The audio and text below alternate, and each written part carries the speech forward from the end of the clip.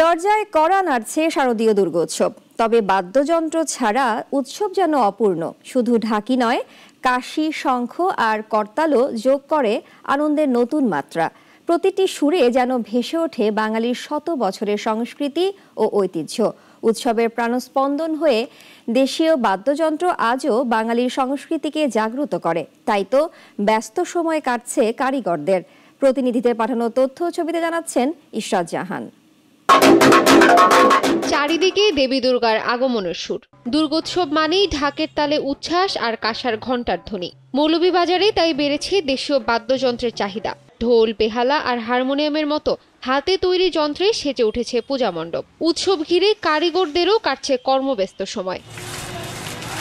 প্রযুক্তির প্রসারে দেশীয় বাদ্যযন্ত্রের প্রতি আগ্রহ কম নতুন প্রজন্মের। তবে সনাতন ধর্মাবলম্বীদের পূজা আর্চনায় জৌলুস ফিরে পায় এসব বাদ্যযন্ত্র। আবাহনী এবং তিনয়নী এইসব মন্দিরে বাজনা আছে, আর অন্যান্যদের বাজনা একটু কম।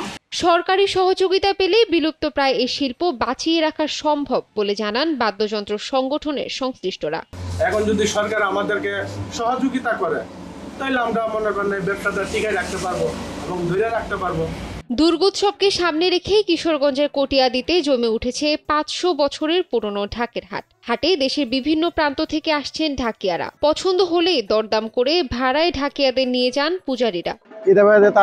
আমার দাম দরে বলছে কারণ লইছি 35,000 টাকা দিয়ে। 35,000 টাকা ওনার সাথে আমার মিলছে, এই জন্য আমি ওনার এখানে যাইতেছি। সে টুক থেকে আসছি কটিয়াদি, এখানে 25 বছর যাবত আমি ডাক বাজাই।